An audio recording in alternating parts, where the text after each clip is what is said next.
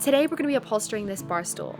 This is an easy way to personalize and upgrade your space. And after watching this video, you'll be able to do the same. So let's get into it. The tools and materials you'll need for this project are Sailrite's long nose staple gun, a marking tool, fabric scissors, staple pullers, pliers, a measuring tape, 1/4 inch staples, 1/2 inch batting, fabric of your choice, and 1 inch foam. First, we are going to cut our foam. We will trace a line just outside the perimeter of the stool.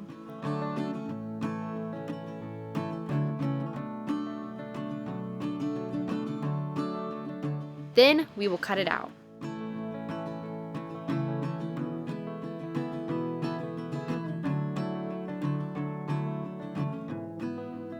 Next, we'll cut out our batting.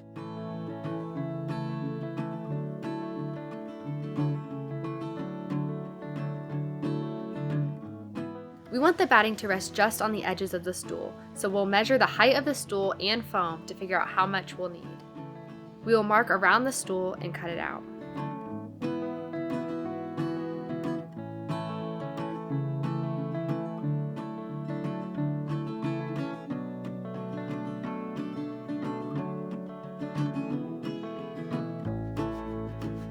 Lastly, we will cut out our fabric.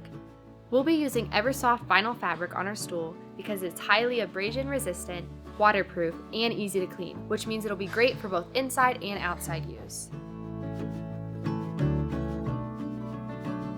The easiest way to figure out how much fabric we'll need is measure 2 inches out from the batting. This will ensure that we have enough to pull over the edges of the stool.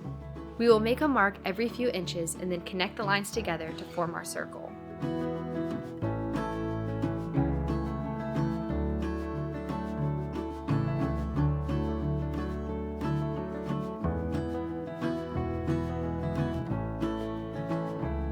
Because we cannot remove the legs of our stool, we will be using the Sailrite long nose staple gun to be able to staple in those harder to reach areas.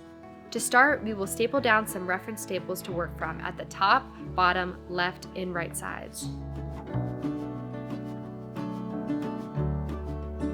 To make these easier to remove later, we will hold the staple gun down at a 30-degree angle, so that way they can be easily grabbed and removed with pliers. As we staple, we'll make sure to work a little bit from each side as we go, so that one side doesn't have any extra fabric at the end. As you get to each reference staple, you can remove them with pliers and continue working. To reduce wrinkles, we will pull tight on the vinyl. This will keep the wrinkles from showing on the sides or top of the stool. An important tip to note is to not staple on wrinkles, because this will set them in. If you get to a big wrinkle, work to spread out the fabric. You might have to remove some previous staples to do so. Then pull the wrinkles off the edge and staple.